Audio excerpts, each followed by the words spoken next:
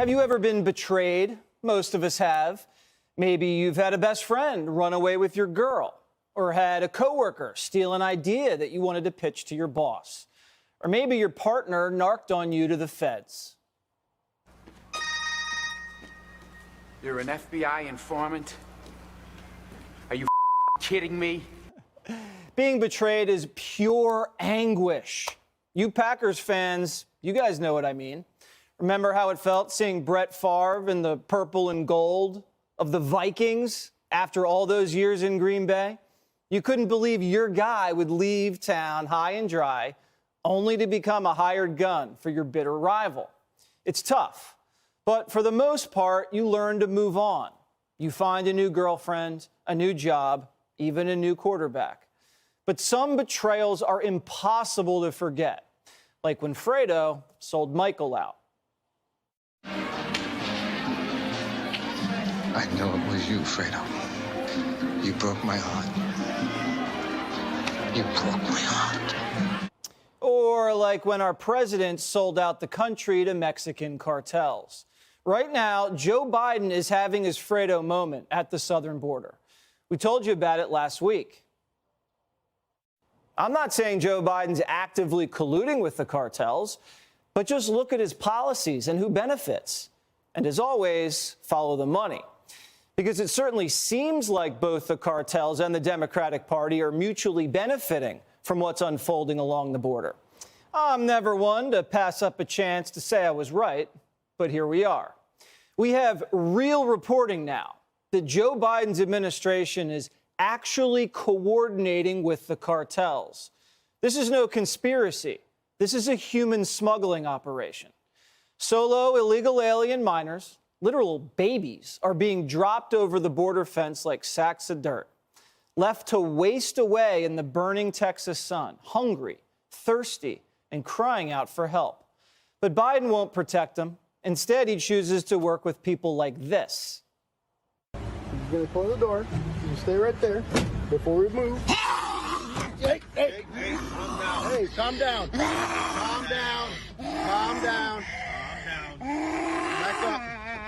Back up. Get your foot back in there. Get your foot back in there. Get your foot back in there. Ma'am. Ma'am, we're going to have to tase you. You're not going to like that. I don't understand what you're telling me. That wasn't a demon signaling the end times, although I wouldn't judge you for thinking that.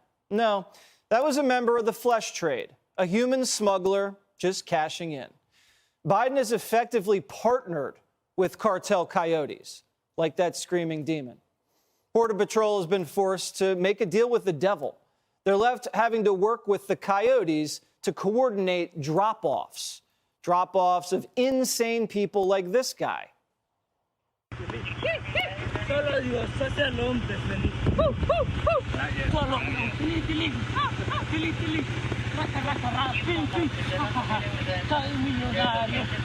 Is he possessed? Is he tweaking out? We have no idea.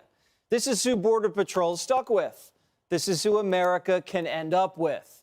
So the only way they can ensure the safety of the border crossers and themselves is this way. The Biden administration has decided it must work with cartel coyotes. According to former CBP Commissioner Mark Morgan, they wanted to avoid scenes like the ones of children being dropped over walls in remote areas. It may be safer, but it also makes the cartel's job easier and more lucrative. The cartels have taken control of our border, and we're negotiating with the hostage takers. The Border Patrol won't let innocent children die in the desert because they're good, moral people, but the cartel will. Biden's new business partners are evil. There's the Sinaloa cartel, one of the oldest and most established of the crime syndicates, once led by, El Chapo. They thrive on violence, using it to protect their exploding drug trade. Un fuerte enfrentamiento en estos momentos. Desconocemos cuántos muertos.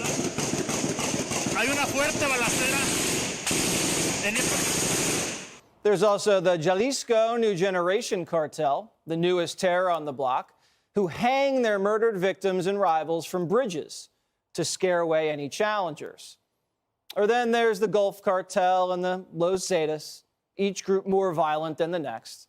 And thanks to Biden, our Border Patrol's been handcuffed. Biden turned our Border Patrol into crossing guards. Look at how they're forced to spend their day. So you guys are shuttle service now, huh? Really? There's no one patrolling the border. What's that? No one patrolling the border. We just show up and just start grabbing people with backpacks. Really? How many like this a day? Over 1,000. Over 1,000 per day. So just totally open. And right there, just through that one hole. Half full, some down that way. Wow. 1,000 per day. We have Holy a couple shit. thousand at the station right now. We don't really have enough people to even pick up the ones that are coming across. So Yeah. sometimes they're waiting out there a long time and they get tired of waiting and start coming into town. Because I was just sitting here and they came up to me asking me for help. And I'm like, what do you want me to do? And they're like, do people call in all the time with groups coming up to people and asking for help and stuff? Like, Yeah, they'll call Ubers, they'll drop them off at the station. Migrants are given folders and signs asking for help to illegally sneak into our country. Don't worry, though. The signs have a smiley face at the end, so you know it's only good people coming across.